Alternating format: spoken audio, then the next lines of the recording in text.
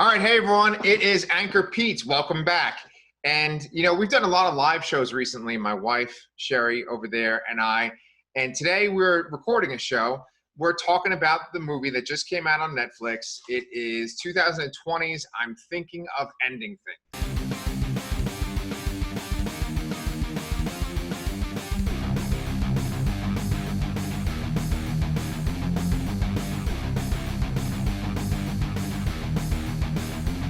We decided to do it the old school format that I've used for a while now, where Shari's upstairs in our bedroom on my side of the bed, hanging out with David Lynch, and I'm downstairs in our kitchen. So hi, Shari. Hello, how are you? Hey, I'm doing great so far. I'm glad you could join us. So anyway, the reason why we're discussing this movie is because Shari read the book for it, and besides that, we're actually big fans of Charlie Kaufman. So in these videos before, you've seen that we have two daughters, and one of our daughters' names is Clementine. Now, we didn't name our daughter Clementine based on Kate Winslet's character from Eternal Sunshine of the Spotless Mind, but that certainly is a bonus. And Eternal Sunshine of the Spotless Mind, unless you guys don't know, that's a movie that was written by Charlie Kaufman. And Charlie Kaufman has actually made a whole bunch of movies that we love, including Eternal Sunshine of the Spotless Mind. He's made Being John Malkovich. He has made also Adaptation, which I know not everyone loves as much, but I really love that one. I think it really captures what it feels like to be a writer and the struggles of being a writer every day. So anyway, today we're going to talk about this movie, and there's a little catch. I actually fell asleep like right at the middle of it. So Shari's going to help us summarize some of it, but I just want to give you warning up front. The movie's not bad. It's just that I've been like back at work and things have changed there, and I've just been like really tired and I actually fell asleep. So Shari's gonna have to tell us about the movie in a little bit. You ready for this, baby? Yeah, I'm ready. All right, cool. So let's just talk about like the movie itself and how it was made. The movie, like I said, was released on Netflix just a couple of days ago. But it was released in theaters in August, and it's 134 minutes long, so it's pretty long. And Charlie Kaufman wrote and directed it. It's based on the 2016 novel by Ian Reid, and it stars Jessie Plemons, who a lot of you I think will recognize from Big Brother. Sorry, I'm so used to our other show. I'm sorry, from Breaking Bad. Do you remember what his character's name is on there? No. Okay.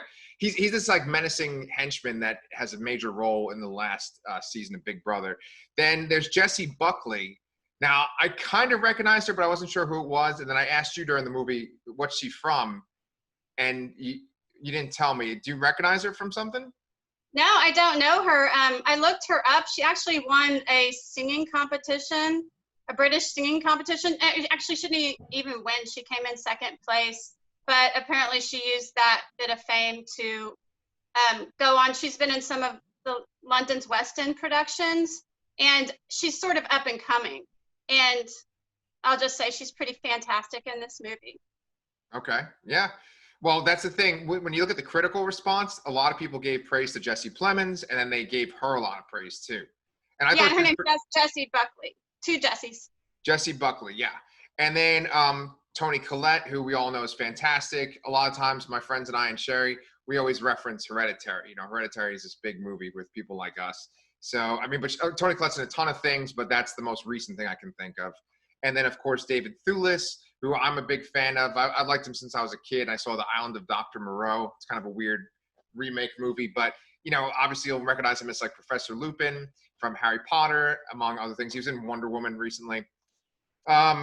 So I wanted to tell you one thing about casting. Did you know that? You mentioned Fargo, that Jessie Plemons and David Thewlis are both in Fargo. Right. Jessie Buckley is going to be in the upcoming season of Fargo. Is she really? Yeah, so we did kind of wonder if there's some sort of Noah Hawley connection. But yeah. I digress. Just interesting trivia. If you like Fargo, several people from Fargo are in this. Yes, and what we should point out too is that Shari and I are actually huge fans of the show Fargo. And maybe down the line, we might end up reviewing the new season, which is coming out September 27th. So, cool. So anyway, one thing, I didn't know if you knew this, Shari, but did you know that Brie Larson was actually cast as the girl originally. No, what happened? It doesn't say. I just like looked this up on IMDb and on Wikipedia. It doesn't say why Brie Larson left, but initially Jessie Plemons and Brie Larson were cast, and then when Toni Collette and David Thewlis joined, she left, and Jessie Buckley joined. So. Those two actors would make me want to stay. So I don't know about that, Brie Larson. Yeah, I don't know either. Yeah. So anyway, let's kind of talk about what I saw before I fell asleep. And I'll summarize this part. You summarize the second half. Okay?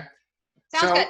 Moving forward, you guys should know that this is going to have spoilers for the movie. So if you have not read the book or seen the movie, it's going to be spoilers. And then Shari, later on, maybe you can kind of talk to us about what was different between the movie and the book. Sure. Okay. So for the movie, basically, Jessie Plemons, I don't remember the character's name. So what was his name? Jake? Yeah, Jake. Okay. So Jake picks up, she's referred to as the girl in the credits and stuff, but they call her Lucy too, right? In the movie? Yeah, she goes by a few names in the movie, but primarily Lucy. Okay. So, yeah, but in the credits and stuff, she's listed as the girl. So anyway, we're just going to call her Lucy for now. So Jake picks up Lucy, and he's driving to take her to see his parents. And there's this like long, prolonged car drive scene, which is very interesting because already you can tell this is going to be a different kind of movie. And then as they're driving, you can hear her inner monologue. And there's all these weird, awkward sequences where like sometimes she has these thoughts and then Jake kind of responds to her thoughts, right? And she's saying that she's thinking about ending things. And one thing that I liked right off the bat that I didn't mention too is that we hear her inner monologue and it shows us an empty house, and it's kind of like the beginning sequence. Yeah. And right when you would see like a title card for the movie, you just hear her say, "I'm thinking of ending things." So I think that was kind of unique too. Instead of seeing the words, she says it. She says, "I'm thinking of ending things" multiple times, and you can tell that she is thinking about ending things with Jake. They're on their way to go see the parents, and they eventually arrive after they go on this desolate road with a bunch of farmhouses, and there's a snowstorm building up. They get to the house, and when they're there, the parents seem kind of awkward. And the parents are played, like I said, by Toni Collette and David Thewlis. They're very kind, but something's definitely off. And there's this great sequence that I was still awake for to see, where before they go inside, Jake takes Lucy to go look at this farm house that's connected to their house, right? And the barn. The barn, sorry, it's my New York side coming out. They chose the barn, and there's all this awkwardness. There's these frozen lambs on the ground, and she's wondering what's going to happen with them, and he says they're going to set them on fire. There is this sort of like pit where it looks like maybe there's like black blood or just there's this black center of this pit, and she said, "What happened here?" And Jake says that pigs died there, and she presses him to find out why the pigs died, and it turns out they must have ate something bad, and they were essentially eaten alive by maggots. And it's this great sequence because then when they go sit down to dinner with the parents, they're eating roast ham. So it's like extra creepy. But throughout this whole sequence, there's these little moments where you see things that are a little off, right? And Shari pointed out, like right before they go into the barn, there's this door that's like in the loft area of the barn, like swings open behind them. It's just creepy. Now, it's not kind of any plot point or anything like that, but it's unsettling. And the whole sequence has unsettling things in it. When we meet the parents, what's interesting about them, at least for the part I was awake for, is that their appearance drastically shifts throughout the interaction with the parents. They are old at first when you first see them, then they're younger, then they're older again. So you know that something is off. And since we're going to talk about spoilers, Shari, you can explain why something is off. But that's pretty much all I saw up to. I saw up to when they ate dinner, and that brought us up to like the halfway point. So up until that point, Shari, were you enjoying the film? Yes and no. It's beautiful to look at. There are some shots that, I thought were breathtaking and unique. Not what I expected it's not your usual movie, okay? And it's not going to be for everybody.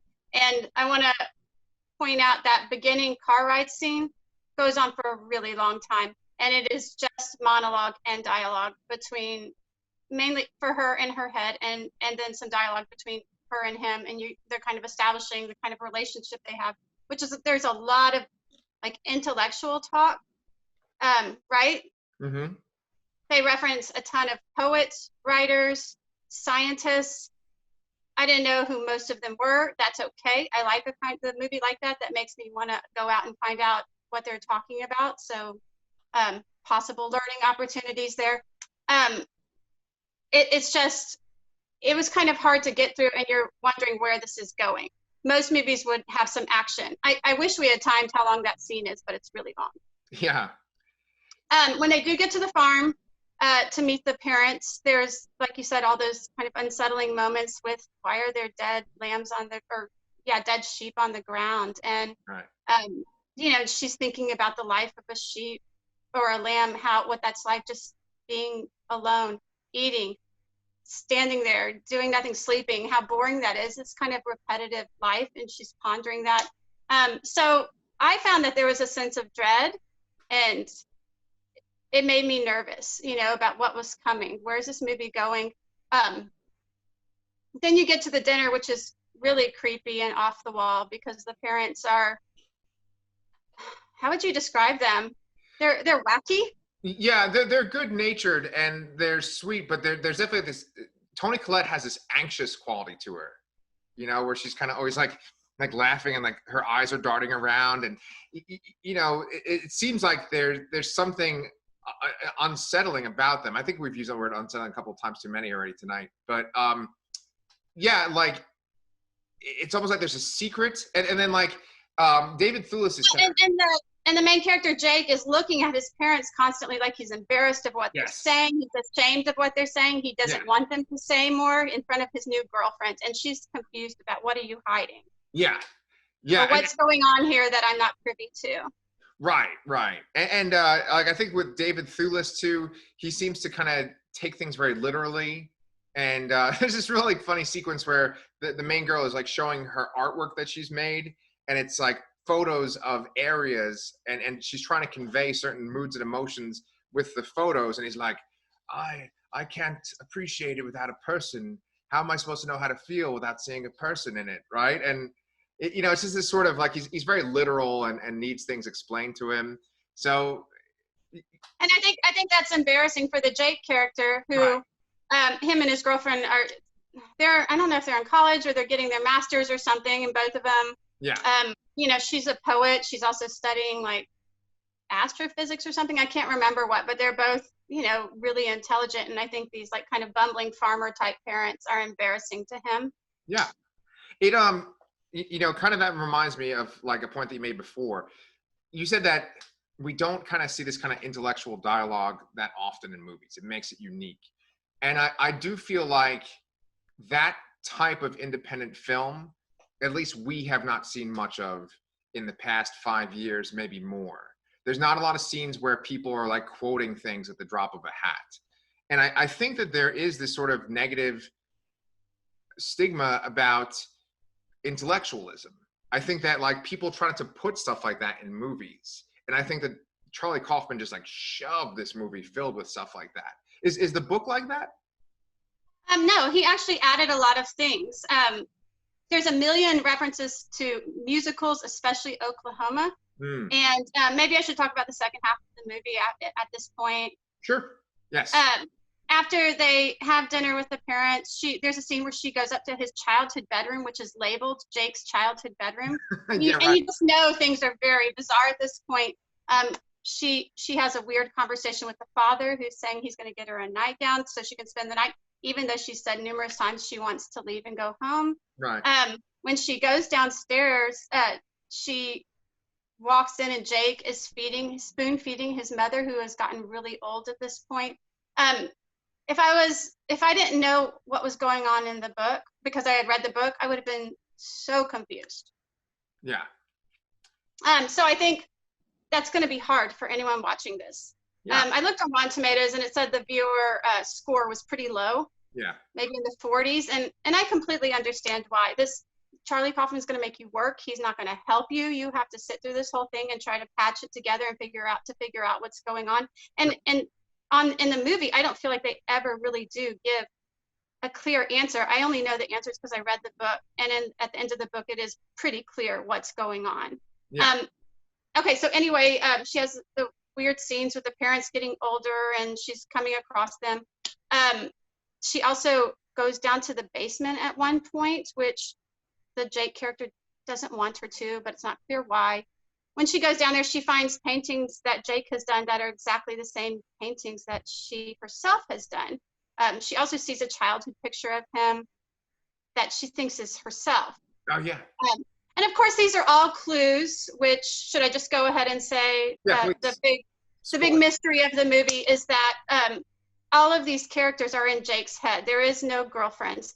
His parents have passed away. The parents, of course, existed, but they are dead now. And this whole time they've been intercutting, we forgot to mention, the scenes with the elderly janitor in the high school. Yes. And all of the characters are actually in the janitor's mind. And the janitor is the grown-up version of Jake. Okay. It's what his life has become. So the girl who is the main character for most of the movie doesn't even really exist except as a character in Jake's mind. He had one encounter when he was in college with a girl that had potential, but he was too afraid to ask for her number. And he just took that encounter and turned it into a whole thing of having a girlfriend. What would that be like? What would it be like if I brought her home to my parents? And I think that's why the parents keep aging in the scene where he does take her home, because he can't figure out where she would fit in his actual life if he brought her home, because it didn't happen. Yeah. So, what we have here is a portrait of a man who I think is very isolated, very lonely. And the title, I'm thinking of ending things, while it seems at the beginning to be about, should I break up with this guy? It's really about committing suicide. Oh. Does he commit suicide? Yeah, I'll just go ahead and tell you, yes, that is what happens at the end of the book. The second half of the movie is him and her driving home. They have this kind of creepy, it's another really long car ride where they talk about things. And there's an extended conversation about this movie, A Woman Under the Influence, which makes me want to go watch that movie, which I've always heard of. Is that Cassavetes? Yes, it is. And his wife, Gina Rollins, is in the lead. And I'm not sure if she won Best Actress, but everyone says she was fantastic.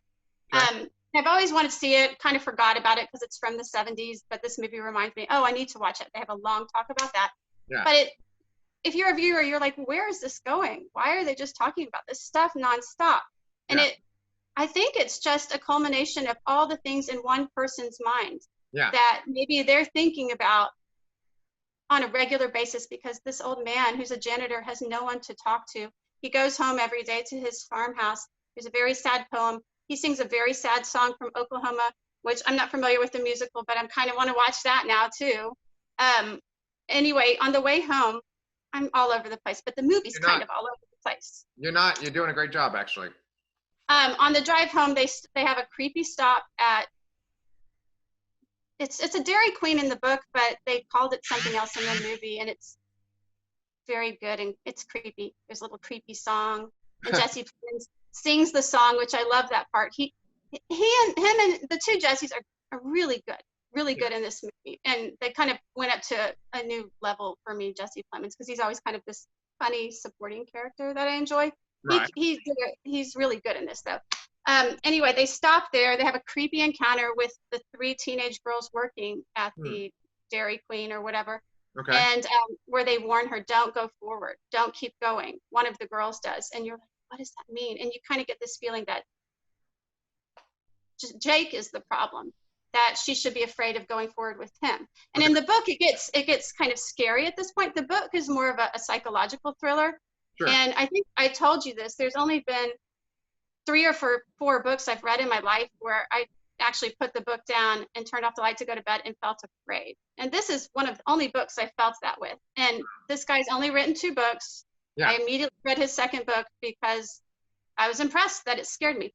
this movie isn't so much scary. I think they kind of sell it as a thriller in the trailer. Yeah. But Charlie Kaufman doesn't really go down that route. He makes it less scary than the book is. Yeah. Anyway, after this chilling encounter with the girls at the Dairy Queen, warning her not to go forward or to don't go with Jake, he wants to stop at his old high school in the middle of this blizzard snowstorm and at night. And she's like, no, it's not a good idea. And of course he insists.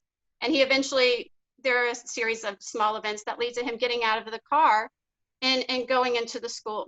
She's sitting there waiting. She has to go in after him. Once she goes in the school, you're pretty much going even more into the mind of the janitor because she encounters him. So she encounters herself. And they have this, it's actually a very nice moment where they kind of say goodbye to each other. And you, of course, you have no idea what's going on. I would have no idea what was going on. Yeah. Honestly, if I didn't read the book.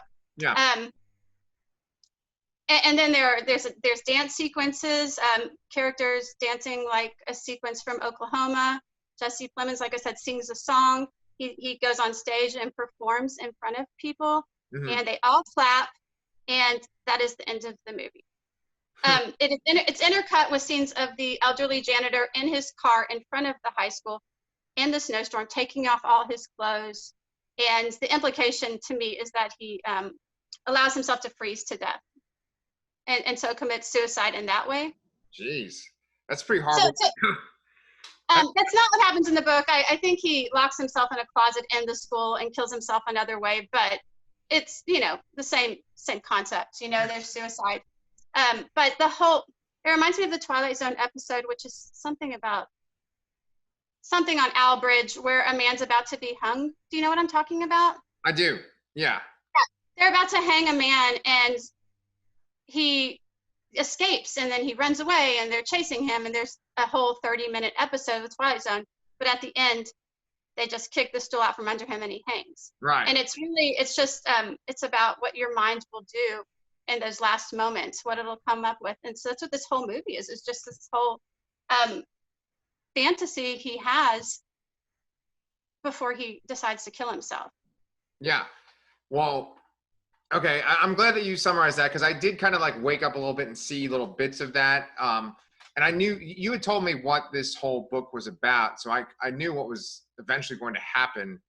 It's interesting that you said that it's ambiguous and without reading the book, you wouldn't have known what was going on. It's interesting because like when you go to make a YouTube video like the one that we're in right now, one of the key bits of advice is you should type in the subject and see what headlines come up when you're typing in the subject you're talking about, right? And so when I typed in, I'm thinking of ending things, more commonly searched than I'm thinking of ending things review, or I'm thinking of ending things seen, is I'm thinking of ending things explained, or ending explained, right? So I feel like a lot of people that have seen this movie, they don't know what happens in the movie, and they need to find out, right? Yeah, for me, I would say the movie is confusing. Yeah. I do think there are a few times where I almost felt like crying though, because there's so much, like, it's very sad and very beautiful to look at.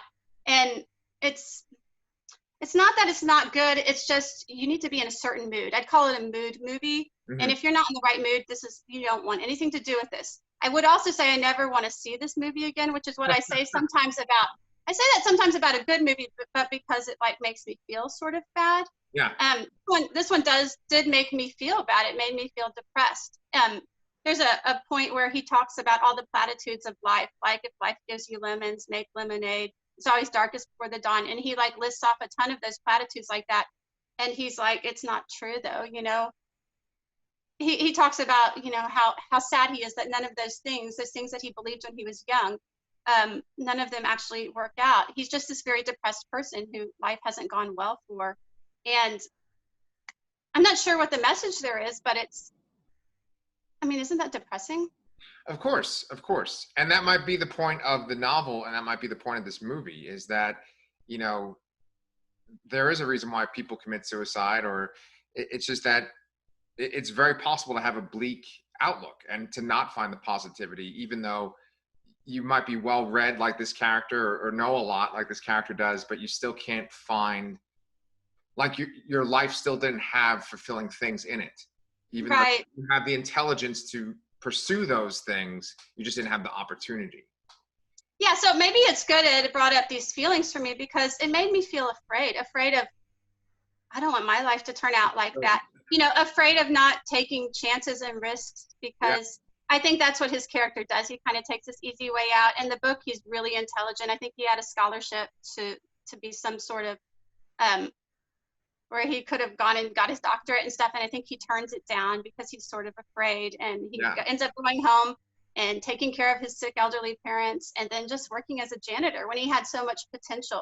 So I think the movie is a little bit about potential lost and how that can lead to a life you're not happy with. And well, we don't have to worry about that. You know, we don't have to feel bleak because, you know, with all of our potential, here we are on a Zoom call reviewing a movie. So, I mean, we're living it up, man, right here. You know, living life. I'm completely fulfilled now. I need nothing else. I could die happy at this moment. Yes. But I was going to say, like, I'm sure that there are hundreds of films and dozens of filmmakers that make this type of movie that I just can't throw as an example. But right behind you, David Lynch, the guy that I've been kind of obsessed with for months, everything that you said reminds me of Mulholland Drive. You know, Mulholland Drive, once again, wasted potential. Yes. A person that's like completely depressed kills themselves, right? And before they kill themselves, they have this fantasy about like a better life, like what their life could have been that was better, but it all kind of unravels. It's a great comparison. And that movie also is, you know, hard to understand. And once you kind of know the secret of what's going on, you can go back and do a second viewing and you're like, oh, there's a clue here, there's a clue there. Like this movie, just like Mulholland Drive, is full of clues to what's going on. So you're going to need a lot of patience when you watch this movie to get through it. So you need to pay attention to all the little things. They can add up. There's no clear answer, like I said at the end, but I can tell you it's clear at the end of the book. I appreciate it for all the intellectual references that, like I said, make me want to go out and learn and find out more.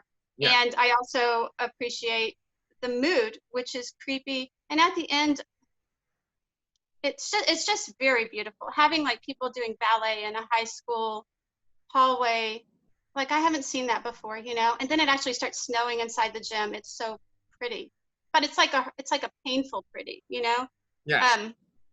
I don't know. It made me it's very sad, but it is, like I said, a kick in the pants to not let this happen to yourself. And also, I don't know if there's any commentary on the elderly, but maybe, you know, about how you can easily come to be a person who is ignored in our society. Yeah, that's kind of bleak. I was going to say, just to kind of go back to, because you're saying there's beautiful sequences and stuff too, just to kind of tie that in with my David Lynch thing, I was saying that David Lynch obviously is like an artist and Charlie Kaufman is a writer, right? And so you have very similar stories, but with Mulholland Drive or other David Lynch works, there's not a lot of intellectual discussion. Maybe there's a little bit, but mostly there's a lot of imagery that you don't really know what's going on. And then in this movie, what makes it different is there's all these references and there's this great philosophical discussion. There's one point where she like cites a poem in the beginning that she wrote that I thought was this great poem. And then she finds the poem in a book in his house later on too. Right, and that book of poems is called Dirty Pretty Mouth, I think, and I forgot the writer, but it makes me want to look that up too. Right, and so what I'm trying to say is that I've enjoyed all of that stuff. Everything that they referenced, every kind of like little philosophical point they made about life. I was eating that, like I was devouring that. And it's because I used to have conversations like that when I was younger. And I mean, I talked to people that were smarter than me, so they could reference those things. But I always loved those discussions. I like lived for them. And as I've gotten older, those conversations have been replaced by banal conversations about the weather and about work and all that kind of junk. And I miss that. And I think that Charlie Kaufman has always kind of lived within that world because all of his characters talk like that. And I feel like they're an extension of him. And then in Adaptation, that pretty much is him, right? And he talks like that and thinks like that. So it's just a real treat to have that kind of filmmaker. And he's also writing the script, because it's not something that we see that often. No, it's nice to have, this change of pace. But like I said, do you think it was a good movie? Would you recommend it? I think had I not watched it on a Friday night, like late at night after a busy week work, I think that I would have stayed awake for it.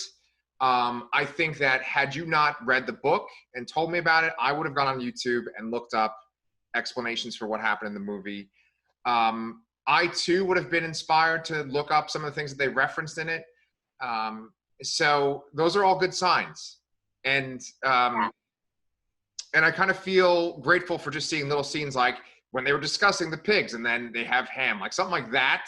It's like, it's like in your face, but then it's subtle too. It's like you have to kind of be paying attention.